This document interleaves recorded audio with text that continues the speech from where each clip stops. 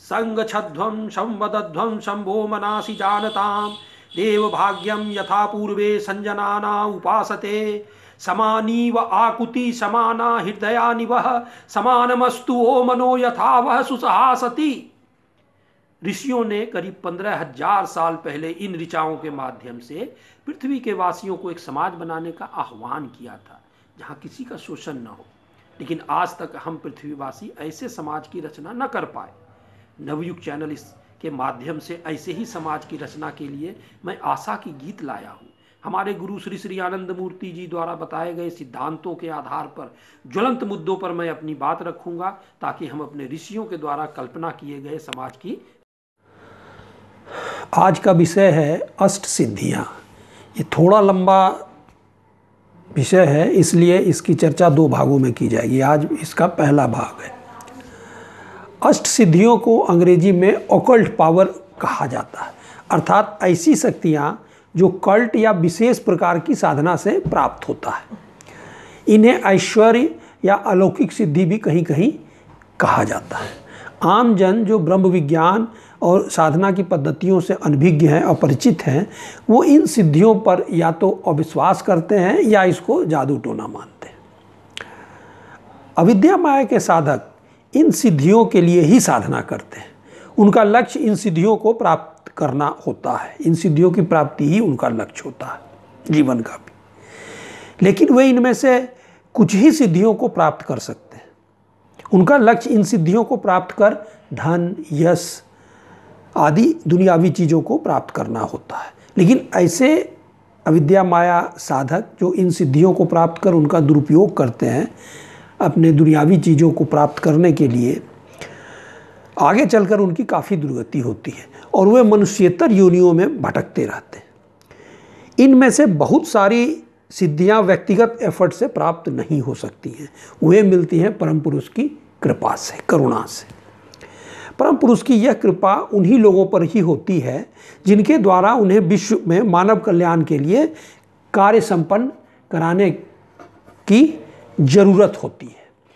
अब इसमें उदाहरण स्वरूप आप देख लें, चैतन्य महाप्रभु, रामकृष्ण परमहंस, योगानंद के गुरु युक्तेश्वर गिरी, जेसस क्राइस्ट आदि, इनके अगर जीवन चरित्र को आप पढ़ेंगे तो इन लोगों ने कई अलौकिक शक्तियाँ जो है वो लोगों के सामने प्रकट की थी।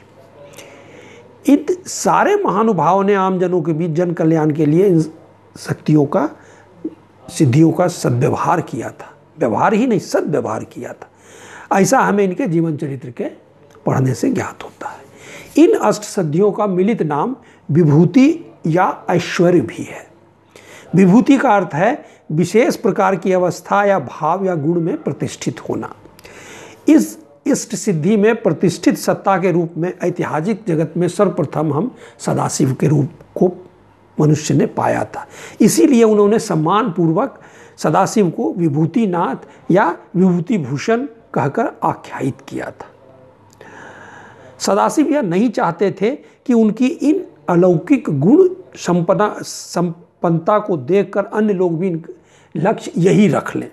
तो इसलिए वो क्या करते थे, विभूति का नाम एक राख भी है, अर्थ, विभूति का अर्थ नाम नहीं, इसलिए सदाशिव हर समय राख लगाए रहते थे, जिससे लोग समझें कि इस अष्ट ऐश्वर्य के अधीश्वर शिव ये कहना चाहते हैं कि इन ऐश्वर्यों का वास्तविक मूल्य राख से अधिक कुछ भी नहीं है। अब विद्या माया के साधकों के लिए, ये तो अविद्या माया के साधक की बात हमने की, सदाशिव की बात की। विद्या माया के साधकों के लिए ये सिद्धियां अपने लक्ष्य की ओर चलते हुए रास्ते में एक माइलस्टोन के अलावे और कुछ भी नहीं है। उदाहरण स्वरूप अगर हम दिल्ली से, पटना से दिल्ली चलें और दिल्ली में हमें प्रेसिडेंट से मिलना है, यही हमारा लक्ष्य है, तो पटना से दिल्ली जाने के रास्ते में हमें वाराणसी, इलाहाबाद, अलीगढ़ आदि कई स्टेशन मिलेंगे, शहर मिलते हैं। अगर इन शहरों के आकर्षण में हम इन स्टेशनों पर उतर जाएं तो हम क्या हो जाएंगे, हम पथभ्रष्ट हो जाएंगे, हमें लक्ष्य कभी भी नहीं मिलेगा, हम दिल्ली पहुंच ही नहीं पाएंगे। तो सदगुरु या उत्तम गुरु क्या करते हैं, वे रेल के डिब्बे की खिड़कियां बंद कर देते हैं ताकि माइलस्टोन इलाहाबाद, वाराणसी, अलीगढ़ आदि गुजर जाए तो हम उन्हें देख ही नहीं पाए, क्योंकि हम लक्ष्य की ओर समर्पित रहें और पथभ्रष्ट होकर रास्ते में ही किसी अन्य सिद्धियों के चक्कर में योग भ्रष्ट ना हो जाए। इस संबंध में मैं एक घटना स्वामी रामकृष्ण परमहंस और विवेकानंद के बारे में बताता हूँ। स्वामी रामकृष्ण परमहंस एक उत्तम गुरु थे, अपने शिष्यों का वे पूरा ख्याल रखते थे। यह घटना रामकृष्ण परमहंस के कलकत्ता प्रवास की है, जब वे काफ़ी गंभीर रूप से बीमार थे। विवेकानंद ने वहाँ महसूस किया कि उन्हें कुछ सिद्धियाँ प्राप्त हुई हैं, तो इन सिद्धियों के प्रदर्शन हेतु उन्होंने, जो उन लोगों ने घर ले रखा था वो 2-3 तल्ले का था, तो ऊपर तल्ले पे उन्होंने एक और शिष्य जो स्वामी रामकृष्ण परमहंस के थे उनको कहा कि मैं साधना में बैठता हूँ, तुम हमें छूकर तुम भी साधना में बैठ जाओ, ताकि तुम्हें भी समाधि अवस्था प्राप्त हो जाए। स्वामी रामकृष्ण परमहंस जो उस समय निचले तल्ले पर लेटे हुए थे, उन्होंने तुरंत विवेकानंद को बुलवाया। उन्होंने विवेकानंद को काफ़ी डांटा और कहा कि उनके कृत्य से विवेकानंद और शिष्य की, जो दूसरे शिष्य थे, उसकी अपूर्ण क्षति हुई है। और उन्होंने उन्हें झिड़का कि जरा सा ही तुम प्राप्त किए हो उसे ही लगे तुम लुटाने। फिर उन्होंने कहा आगे से तुम्हारी सारी सिद्धियों पर मैंने ताला लगा दिया है, इस ताले को मैं तभी खोलूँगा जब इस धरा धरती पर मेरा तुम सारा कार्य पूरा करोगे। यह थी एक उत्तम गुरु द्वारा अपने शिष्य को बचाने का कार्य।